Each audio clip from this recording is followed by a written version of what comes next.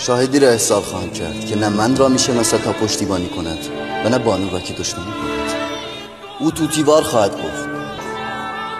تو مرا به تمسخر گرفته ای؟ بگو کیست؟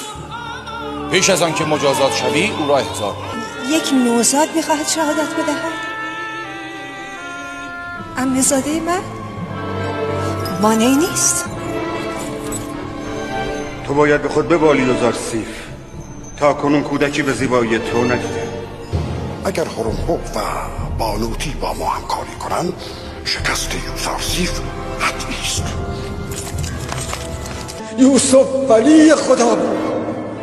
من آینه خدا نمایی را گم کردم که بر من ولایت داشت.